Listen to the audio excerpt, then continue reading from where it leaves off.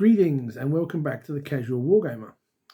Right now, as I record this, I have just finished my first game of 10th edition. Dun, dun, dun.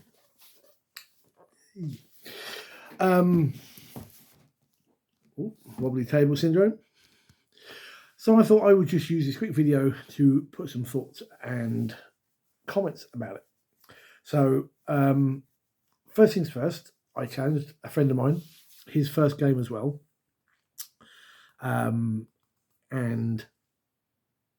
I bought my Space Marines, and I thought, let's go for since we're not forced to take troop choices, battle line, at the moment, I thought I'm going to try some stuff that I wouldn't normally be able to field, sort of like this. So it wasn't a particularly competitive list, not in the slightest, but it was a bit of fun to try out. Basically, the Terminator Captain and Terminators from the Leviathan box, the Lieutenant with Neo Velcott pistol and shield, with a Primaris Apothecary in a 5-man squad of Hellblasters. The idea being, I should point out the Lieutenant had the Bolter Drill, Bolt Discipline enhancement. The idea being, I get exploding 6s, auto damage on 6s, and if someone does die, because I've got rapid fire, supercharge on the whole squad, the Apothecary's there to pick one up and put him back down again. Another 5-man Hellblaster squad, the Ballistus Dreadnought, a 5-man Desolator squad with crack missiles, and that was it. That was 1,000 points. And it's like, wow, you don't get a lot for 1,000 points in 10th, it seems. My opponent brought a Necron list. Large blobs of warriors, the Nightbringer, I can't think of the name of it now. The 4-legged walker thing with a gun on the top. Brain not working, can't remember. Some of the my brain is not working. The Necron sniper types. The word is there in my head. It's not coming out. Long day, long evening. Good game. And a few bits like that. So I wasn't expecting to bring Necrons. I was expecting to bring Orcs, Demons, maybe even his Tau or Genestealer cult. Genestealer cult would have been interesting. But he brings Necrons.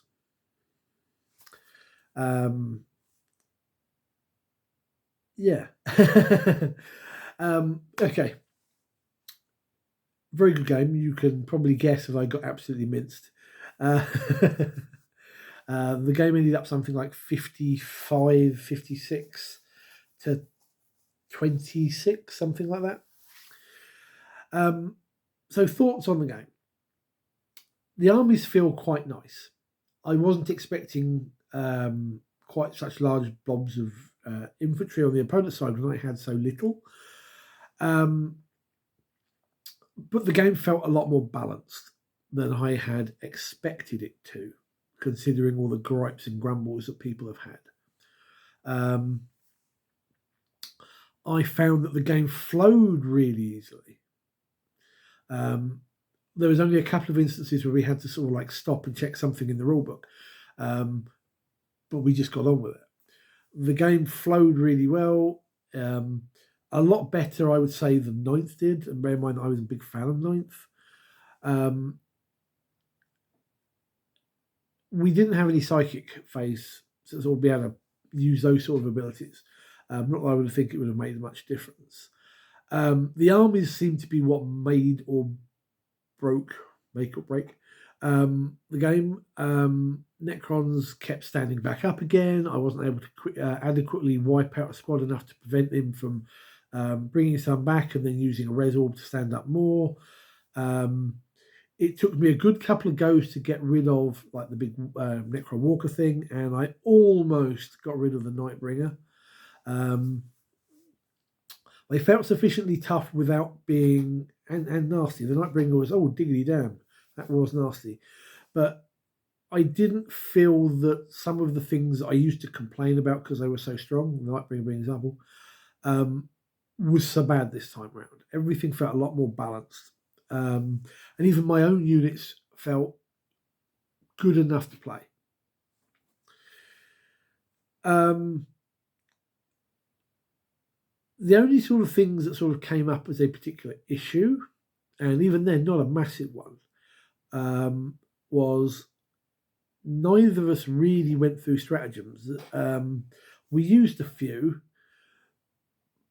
but in general, unlike, say, 9th edition, where you would be using your stratagems and you would end up with very low CP, it wasn't a case of we didn't have the CP to spend, because later on in the game I ended up with like 4 or 5 CP and nothing I really wanted to spend it on. Some people are going to go, well, no, you should always spend your CP.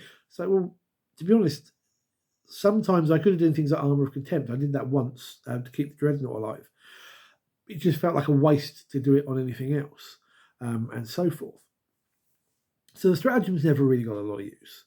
I know that probably just because of the way the game played, I didn't end up finding a use for the 3 Space Marine doctrines. None of them became relevant. The Devastator one never really.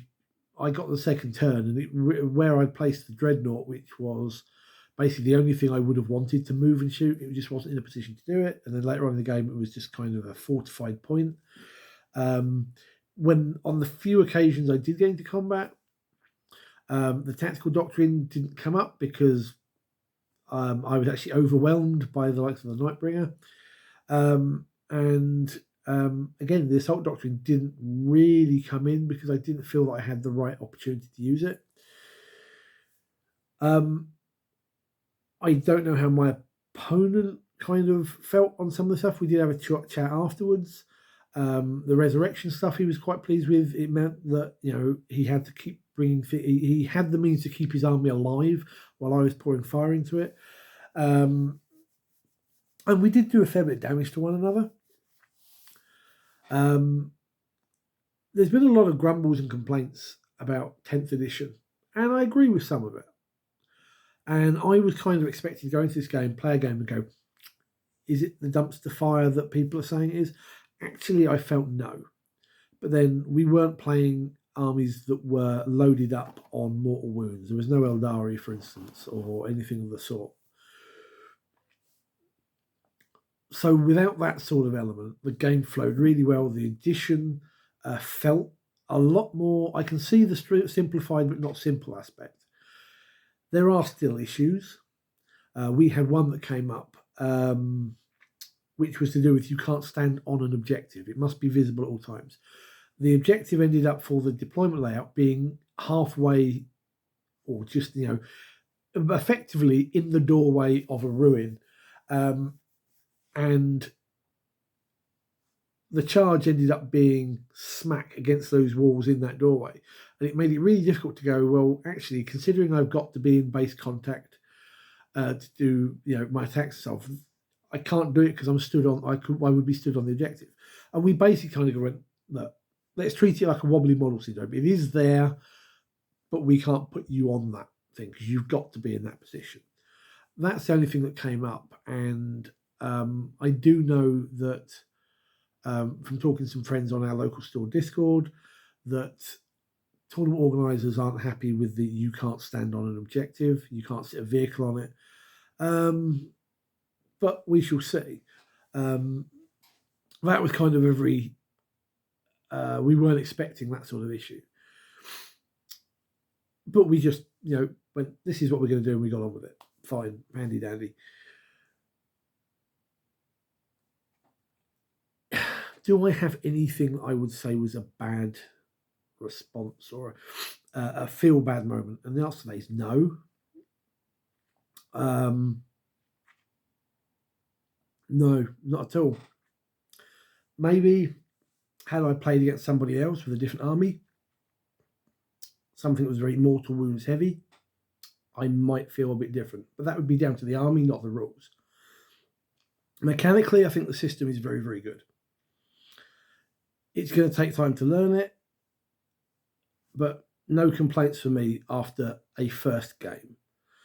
I've got another game coming up in a couple of days against a World Eaters opponent, and then we have our first local 3-round tournament on Saturday, and I'll do a vid about that in the weekend. So I say, after one game, I'm very impressed by old Leviathan here. What are your thoughts? If you've actually played, we can all sit there and say it's a dumpster fire when we haven't actually tried it. But if you've actually tried it, what are your thoughts? Let me know in the comments down below. I'll be interested to see. Until next time, take care, guys. Good gaming.